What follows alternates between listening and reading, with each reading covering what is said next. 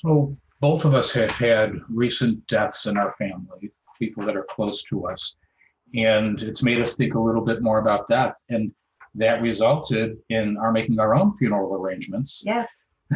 And well, we've decided not to be cremated. Cremation is a topic that comes up quite a bit. I have many, many clients who are Jewish Mm-hmm. who decide they want to be cremated. Mm-hmm. Some of them, though, feel a little guilty because they've been told that that's not a Jewish thing to do. What is your feeling about that? What does Jewish law or our Reform Judaism tell us about cremation? Well, it's a difficult topic because there are, of course, many different interpretations and beliefs about this in terms of Reform Judaism. Traditional Judaism, Orthodoxy, is very clear that they do not do cremation. And the reason is that there is a belief in physical resurrection, that eventually that we will all be resurrected and actually have use of our bodies again, our physical bodies. They even go so far as to save limbs if they have to have surgery where something is removed. They keep it so that they can actually bury it along with the person when the time comes. But Is that hold true for modern Orthodox? yeah, all Orthodox. Yeah, yeah. So in terms of conservative, Reform, and Reconstructionist Jews, there's a variety of opinions. So if you observe by that tradition, then burial would be the only option. But for those who believe that there are other options and that the soul does not necessarily need the body again later on, that we don't have use of our physical selves, and that we can actually therefore do what we wish with our own remains and what we decide. So some Jews are buried in a crypt or a mausoleum where they're above ground. This is again non-Orthodox. Some will cremate and then have the ashes interred either in the ground or in a mausoleum vault, or to have family members keep the ashes. So the reason why I decided that I would officiate at cremation memorial services is that the first pulpit that I had out of rabbinical school was in Australia, and in Melbourne, Australia. And in Australia, they have a high percentage, a high number even, of Holocaust survivors, and now second generation of the Holocaust. And when I was there, many Holocaust survivors have as their wish to be cremated. And this was actually astonishing to me because one of the reasons that I had learned, besides the fact that I just mentioned, that of the Orthodox belief in physical resurrection, there was also this belief post-Holocaust that this was a horrible thing that was done to us, and that we can't do that again. Burning our bodies. Yeah, that we were cremated, against our will in terms of our murder, the murder of so many, 6 million Jews. So, but these Holocaust survivors actually decided that they wanted to go the same way that their family members had gone. It made them feel close to their family in a way. So, if it was good enough for my parents. Exactly. That's what they would say. If it was good enough for my parents, it's good enough for me. Which sounds a bit like survivor guilt. But I think also, I feel that I'll do whatever I can for a survivor of the Holocaust. I mean, there's not too much that there's not enough that I can do.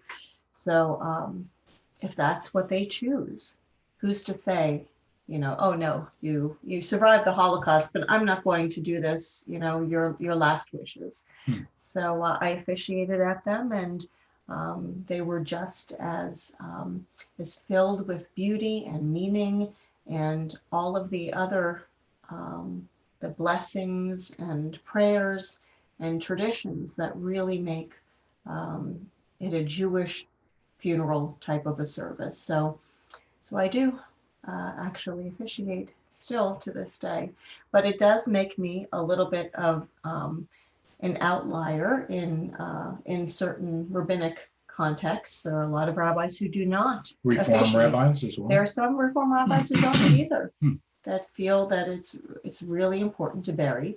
I will mention for those who are listening who are in South Florida, that the South Florida Jewish Cemetery, which is the newest Jewish cemetery, was created in part because the mostly Orthodox rabbinate felt that they wanted to have a place that people could have low cost, affordable burial so that people are not choosing cremation just for financial reasons, because cremation is a lot less expensive than a traditional burial.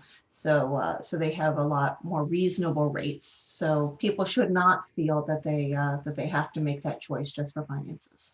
Do most Reform rabbis and Reconstructionist rabbis feel as you do?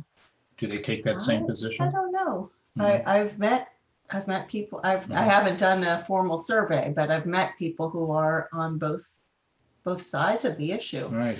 So and I tend to be more observant, as you know, in certain other areas.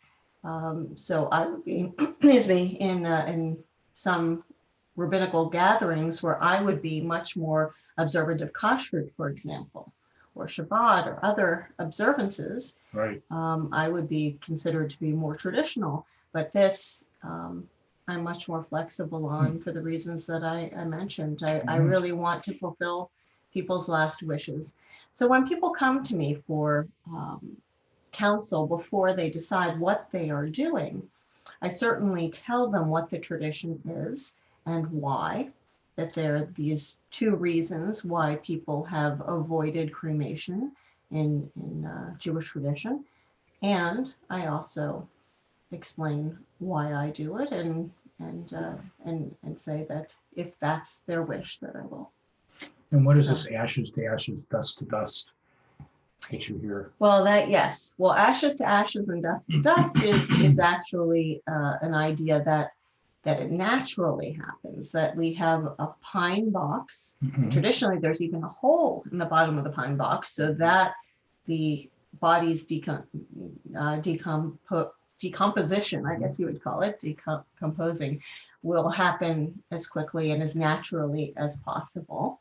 From earth, once we came to earth, we Exactly, because we read in Genesis 1 in Bereshit that God takes Adam, the first human being, from the dust of the earth and then breathes spirit into Adam, the first human being. Okay, well, thank you. Is there anything else that you think folks should know about cremation and Judaism?